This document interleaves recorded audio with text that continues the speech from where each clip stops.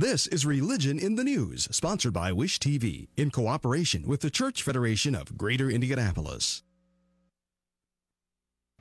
Good morning, Indianapolis. I'm J.R. Ryder. Joining me today is Reggie Barney and Gabrielle Campo. Welcome to Religion in the News. We have another great show for you today as our guests talk about Breast Cancer Awareness Month. We're here from the Education and Grants Coordinator of Susan G. Komen of Central Indiana. A breast cancer survivor shares her story, and a new play's coming to town. Stay tuned.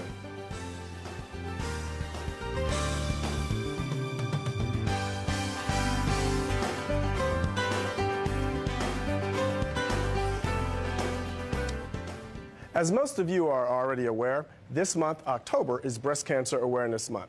And while many people want to do something to donate, how do you know exactly which charity to choose? Navigator.org breaks down each charity on how much of the money raised actually goes towards fighting and preventing breast cancer here in the U.S. The group that gave the most, percentage-wise, is one that you may have never heard of. It's the American Italian Cancer Foundation. They gave 95.3% of the money that they brought into fighting breast cancer, but it totaled just shy of $2 million. Now compare that to the Breast Cancer Research Foundation. It was established by Evelyn Lauder, a breast cancer survivor and senior corporate vice president of cosmetics company Estee Lauder. Her group gave 91.5% of its earnings to the cause. That added up to $34 million. But take a look at nationally recognized Susan G. Komen Foundation, most famous for its events like Race for the Cure. Fundraising and administration costs eat up about 20% of the revenue that they bring in. But the 80.5% that they contributed still brought in the most money at $256 million. To find out where other groups rank when it comes to where your money goes, go to wishtv.com and click on Web Link 8. Good morning. My guest today is Wendy No. She's the Education and Grants Coordinator of the Susan G. Komen of Central Indiana. Welcome to the show. Thank you. Well, thank you for coming on and talking about such an important topic for women. I just know, can we start off this conversation talking about some of the alarming statistics? Yeah, I mean, the reality is breast cancer will impact all of our lives. 1 in 8 women will be diagnosed with breast cancer in their lifetime. And every 74 seconds, a woman dies from this disease. So when you hear that there's too much pink, we say there's not enough, because unfortunately women are dying from this at an alarming rate. Absolutely. That's 1 every 74 seconds dies of breast cancer. Absolutely. Every 74 seconds. Man, what can we do to prevent that or to lower those numbers? Well, we need to participate in early detection. There is no cure for breast cancer. But when breast cancer is found early, the good news is that the survival rate over 5 years is 98%. So we need to know our breast. We need to know what's normal for us. We need to know what they look like. We need to know what they feel like. Beginning at the age of 20, every 2 to 3 years, women should begin having clinical breast exams when a doctor checks their breasts or any abnormalities. And then at the age of 40, every single year after that. And then most importantly, we need to be having our mammograms. We don't have a cure to breast cancer, and mammograms are the best tool we have right now for finding cancer early. Do you find that more women are realizing that and getting their mammograms, or is there still this pullback from it? Unfortunately, I think there's still a pullback. Only about 49% of women with health insurance are getting their mammograms, which is insane to me. And about 38% of women without health insurance are the only ones getting their mammograms. So when you have an individual with health insurance and she's still not getting her mammograms, not even at 50%, there's a problem. I think there's a lot of fear around mammograms. Women are scared about getting a mammograms. We hear stories that are passed down. It's a breast x-ray.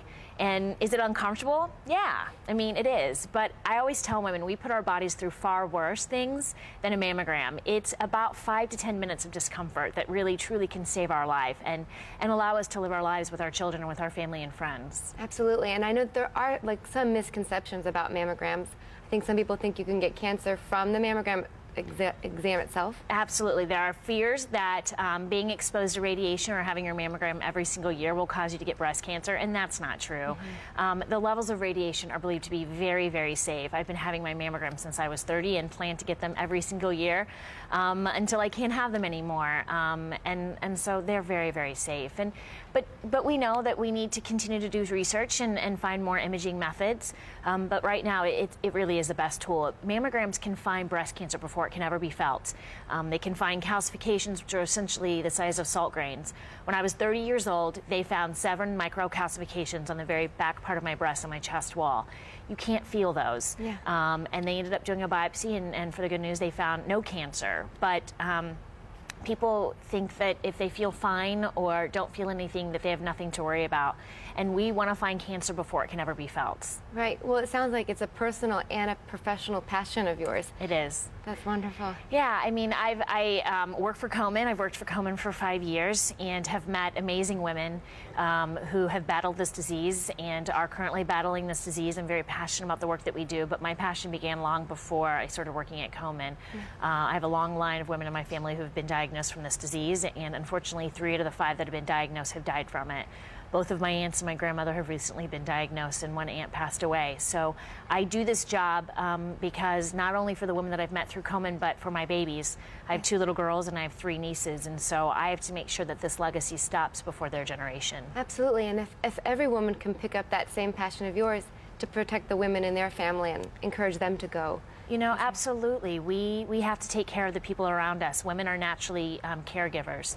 And so if you know a woman that's not getting her mammogram or not going in for clinical breast exams, we need to do something about it. And I have always said I am not above nagging. And the women around me know that I nag and nag until they get their mammogram because I want them around. I'm selfish when it comes to that. Well, and that's not selfish. It's all part of it. It's part of it. And I know that Komen also, you were talking about the women that are uninsured, but the services and the grants that they provide. Can you talk a little bit about that? Yeah, when people hear about Susan G. Komen, they think of the research, which is huge in terms of what we do. But locally, when people participate in the Race for the Cure, when they make donations, their money is staying right here in Central Indiana. 75% of all the money that we raise stay right here. So currently we have $1.6 million in grants in our 21 county service area that are helping women who are underinsured or uninsured get those life-saving mammograms or clinical breast exams. We help pay for treatment, support, client navigation. You know, I'm talking about my family, and my mother is one of those women who's living without health insurance. And so she can get her mammogram every year. She can get an MRI or a clinical breast exam and biopsies and know that if her cancer is found, if she has cancer, it's going to be found very, very early. So, you know, we're making a difference. We're helping save lives, and I can rest assured that probably everyone knows someone that's living without health insurance, especially in this economy. So when they make those donations, they're helping their neighbors and friends and family members. That's beautiful.